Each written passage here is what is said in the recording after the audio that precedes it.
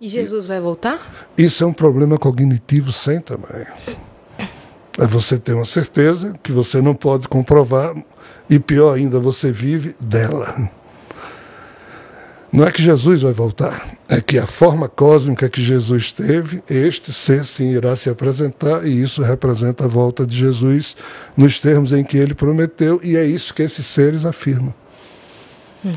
E assim, todas as histórias de todas as principais mitologias ancestrais falam desse momento em que Rokhma, ou Sofia, usando a linguagem hebraica ou a linguagem grega, vai se apresentar como sendo o primeiro contato oficial com seres extraterrenos. Os hindus falam no Avatar Kalki, ou seja, várias tradições, tradições ancestrais afirmam que nós estaríamos vivendo um momento em que finalmente o isolamento em que o ser humano foi submetido a viver está para ser rompido através desse primeiro contato oficial com seres de fora. Desde 1998 que eu falo disso. Mas desde 1998 eu digo, olha, esses seres não virão resolver os nossos problemas. A fofoca que rola, eles vão fazer um contato, já que os governos da Terra não deixam que as pessoas sejam informadas, só no sentido de reintroduzir, por isso eu lancei um livro chamado Reintegração Cósmica. A Terra estava isolada da convivência com o cosmos, ficou assim milênios, mas agora chegou o momento de ser reintegrada à convivência cósmica e por isso vai ter esse primeiro contato. Mas isso não vai resolver nada. Quem é estúpido continua a ser estúpido, quem é corrupto continua a ser corrupto. Ninguém vai se transformar em bonzinho só porque é um ET que um dia lá atrás teria sido o Cristo cósmico que semeou Maria para o humano Jesus nascer. Aí entra toda uma questão de crença, mas objetivamente indo para a sua pergunta, sim, é o que esses seres continuam a afirmar. Existe alguma ideia de como seriam fisicamente? Porque a gente tem algumas coisas, outro dia a gente até falou aqui sobre o ET do Fantástico, que teve aquela na mesa e tudo, e tem verde, pequeno, cabeça, dedo. Existe essa definição?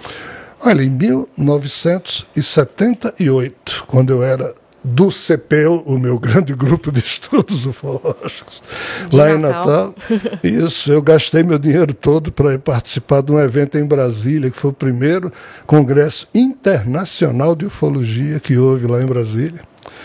E lá nesse congresso, um cientista norte-americano, ele apresentou um painel com 92 ou 94 tipos de extraterrestres diferentes que ele, junto com policiais técnicos de órgãos dos Estados Unidos, sabe aquele tipo policial que uma testemunha vai descrever o assassino, aí esse policial é técnico, ele começa a desenhar o mais próximo possível da descrição. De retrato falado, assim. Retrato falado, é isso que eu estava tentando me lembrar. Então esse cara apresentou um painel de retratos falados de cerca de mais de 90 tipos de seres não humanos que foram muito descritos por diversas testemunhas no mundo inteiro.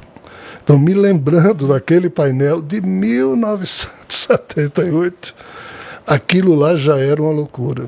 Tinha ser de todo tipo. Hoje, 2024, a coisa é muito mais complexa. Naquilo que se revela como sendo a minha experiência pessoal, sim, existem figurinhas pequenas, o típico ET Grey, o cinzento, blá, blá, blá. Mas do jeito que a gente pensa, naquela raça todo mundo é igual. Né? Mas não é, você olhando de perto, cada um é diferente um do outro em alguma coisa. Mas isso é só uma raça. Tem milhares desse tipo de raça. Aí tem figuras humanoides, tipo a gente, mais altas, mais baixas, mais bonitas, mais feias. Aí tem figuras que parecem uma folha de papel flutuando. Tem figuras feias. Aí tem um detalhe. Tem figuras que são extrafísicas de um universo vizinho e figuras extraterrestres biológicas desse universo. Tem figuras que você olha de longe e você começa a se derreter. Ai, como são bonitos, mas quando você vê de perto, Você nota que eles não sorriem. Aí você, depois de muito estudar e pegar essas narrativas todas e unir que ninguém tem a sagacidade que nós humanos temos. Nenhum desses seres tem a habilidade psíquica de contar uma piada, de sorrir da própria desgraça, de fazer uma poesia, de compor artisticamente. Todos eles são impressionantemente mais capazes no uso do intelecto no campo da tecnologia. Mas da criatividade? Não. Esse foi um dos sustos, talvez o maior susto que eu tomei. E até hoje eu convivo com isso, porque assim, quando a gente começa a estudar ufologia, a gente quer ter contato, né? Aí quando você tem, e não é do jeito que você pensava, que você diz, putz, tem um problema aqui. Mas de repente, quem garante que os que vieram também não eram os nerds de lá? Porque você acha que vão pegar uma humorista e botar na nave para ir para Marte? Sejamos românticos e pensar isso. Não é? Então, assim, quem é que for? Foram os nerds, os estudiosos, que são sérios mesmo. Salvo essa opção. Gostei dessa se for outra. É tipo assim, você, né? Fala assim, nenhum deles sabe dançar, mas vai pegar. Eu não vou, tá? Mas eu conheço outros humoristas que iriam. Né? Pra eles pensarem, nossa... Não, porque em outro lugar podem estar pensando, esse povo lá da Terra não tem bom humor, não. E tem um detalhe, nenhum deles tem a nossa lógica.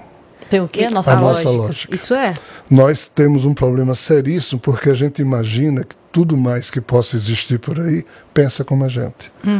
Nós somos os bebês dessa história. Nós somos muito visitados porque isso aqui para eles, se eu bem entendo, é um laboratório em que a raça humana foi a mais recente surgida no concerto da vida universal, e nós surgimos de uma forma que não era a programada para surgir, e por isso que nessas tradições antigas, tipo Bíblia, Alcorão, todos os chamados deuses que participaram da criação humana ficaram surpresos com o tipo de ser humano que surgiu, e até hoje eles se sentem constrangidos, se é que eles se sentem, porque eles perceberam que nós humanos saímos muito mais complexos do que eles todos juntos. Por isso que o DNA humano é raptado, por isso que tem abdução.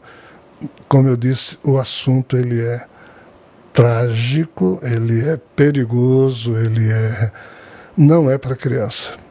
E nós estamos longe de saber a verdade. Mesmo os governos que têm extraterrestres, corpos de extraterrestres, naves, restos de naves, eles têm o conhecimento, mas eles não compreendem nada do que eles têm. Porque mesmo o ET, quando vai ser entrevistado por eles também não sabem dizer nada sobre o nível de compreensão das coisas. Eles sabem tudo sobre o universo, sobre tecnologia, do que o corpo dele é formado. Cientificamente, todos eles são extremamente hábeis. Mas na hora que você sai, digamos, qual é a lógica humana? A ciência estuda o como as coisas são, como o universo surgiu, como a vida surgiu dentro do universo, como a vida evoluiu para a vida racional. A ciência pergunta sobre o como. Por quê? Porque o como é possível de ser estudado pelo método científico num laboratório e se provar. Porque é subjetivo, não tem como. Então aqui aparece a filosofia para estudar os porquês das coisas. Já que isso aqui é subjetivo, aí você tem que partir para a dialética, para a lógica, blá blá blá. Qual o problema do ser humano? É que a religião surgiu e disse, ei, não precisa perguntar nem como, nem porquê. Foi Deus e a vontade de Deus e assunto cerrado.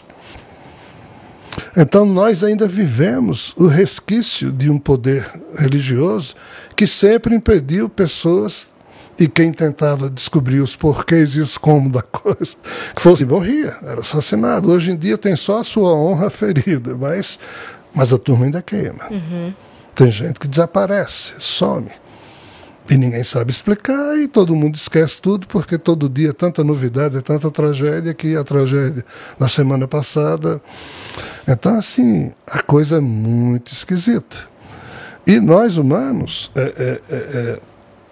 nós nos perdemos em algum ponto do nosso processo histórico, em que a gente parou de usar racionalidade para as coisas sérias e transferiu para a religião dizer para a gente o que é certo e errado em relação a essas coisas sérias. Então, com o passado, porque diversas queimas de arquivos foram cometidas ao longo da história. Em 747 a.C. não existiam porque ele queria ser o imperador número 1. A história começava com ele. Qin Shi Huangdi, imperador chinês que reunificou a China, há 2.200 anos destruiu bibliotecas com notícias de 20 séculos. Então, assim, nós, humanos, não temos como irmos muito mais adiante em relação a vários assuntos, porque a consciência, por exemplo, o método científico não chega, não tem equipamentos, não tem como medir a consciência. Aí diz que a consciência é um mero epifenômeno da pulsação do nosso cérebro. Porque se você encher seu cérebro de eletrólitos e deixa isso ligado a um computador, a um visor, aí se eu disser, fale. Aí na hora que você fala, antes de você falar, acendeu. Então, você não tem livre-arbítrio, porque tudo que sai da sua boca, o cérebro já acendeu. Aí você pergunta aos cientistas, de fato, isso é inegável. Mas por que o cérebro se acende? Pelo acaso. Aí a física quântica diz que não. Que o cérebro se acende porque há um observador, há uma consciência situada onde seria a energia, ou seja, mundo quântico, mundo espiritual. Esse observador está ligado a esse corpo, ou seja, o espírito encarnado. Então esse espírito, ele pulsa, vem o impulso dele, acende o cérebro, aí quando esse cérebro acende, Rogério fala. Então, o que é um ser humano?